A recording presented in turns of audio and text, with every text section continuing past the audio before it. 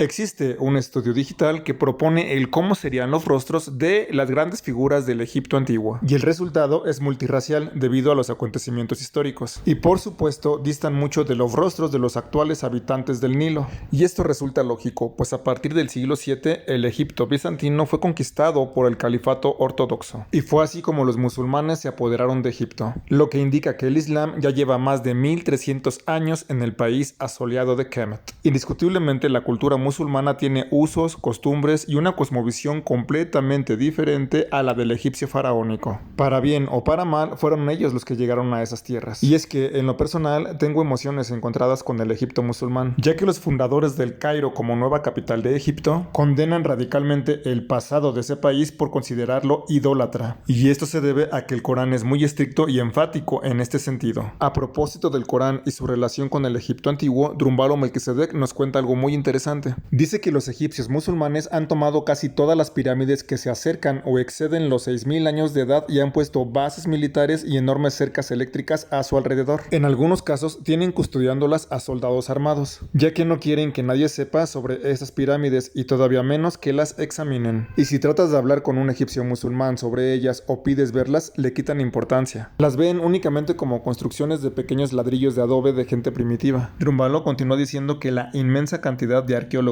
en Egipto son musulmanes, con algunas excepciones, claro está. Y desde luego el libro sagrado de los musulmanes es el Corán, el cual en su interpretación tradicional dice que la creación comenzó hace 6000 años. Entonces, si un musulmán dijera que un edificio tiene 8000 años, estaría refutando su libro sagrado. Obviamente no pueden hacer esto, por lo que ni siquiera hablan de ello, no lo discutirían de ningún modo. Si alguien dijera que algo tiene más de 6000 años, no estarían de acuerdo. Harán cualquier cosa para proteger sus creencias, asegurándose de que nadie sepa sobre ningún objeto creado por el hombre que pueda tener más de 6000 años de antigüedad. Drunvalo dice que han cerrado pirámides de la primera dinastía, que son más viejas que Saqqara. Construyeron fortificaciones militares alrededor y dentro de las paredes para que nadie pueda entrar, por la razón de que son más antiguas o se acercan a los 6000 años de edad. De hecho, hace pocos años, grupos radicales como ISIS, el Estado Islámico y los yihadistas han amenazado con destruir patrimonio del antiguo Egipto, por considerar que fueron construidos por los infieles. Sin embargo, no siempre fue así, ya que también hubo algunos alquimistas árabes que supieron beber de la sabiduría de las pirámides, aunque muchos más se dedicaron a quitar la piedra caliza de las mismas para construir sus templos y casas. Pero, por otra parte, el Islam también tiene un montón de cosas positivas que bien vale la pena mencionarlas. Yo, en lo personal, quedé bastante sorprendido de la disciplina religiosa que tienen los musulmanes, ya que ellos tienen 5 oraciones al día, en horarios preestablecidos, y cuando es la hora suena una especie de alarma por toda la ciudad. Y lo verdaderamente magnífico de esto es que la gran mayoría de los musulmanes detiene por completo sus actividades y por un instante dejan de hacer lo que estaban haciendo, cierran sus negocios, etcétera, para ponerse a rezar. Es como un recuerdo de sí, del ser, que rompe con la cotidianidad y te recuerda lo verdaderamente importante en la vida, a lo que viniste, a tu misión en este mundo. Y en este caso, el Corán enseña que el propósito de la vida es adorar solamente a Alá, y la vida de uno se vive de acuerdo a lo prescrito por él. Al hacer lo que Dios ordena, un musulmán adora a Dios y cumple su propósito en la vida. Y ya en la práctica, esto tiene muchos beneficios en la sociedad, como el casi nulo casos de robo que ya hemos mencionado anteriormente, o el caso de que prácticamente no existe alcoholismo en los países musulmanes, ya que según ellos, los profetas de Dios no probaron las bebidas alcohólicas, y que el alcohol estaba prohibido en las escrituras originales de las religiones divinas reveladas, y finalmente que el alcohol es una abominación y parte de la labor de Satán, y en su lugar los musulmanes egipcios lo sustituyen por la shisha para fumar. Otro aspecto muy interesante de los musulmanes es que, contrario a lo que se piensa, protegen mucho a sus mujeres, y esto se debe a que es una religión patriarcal,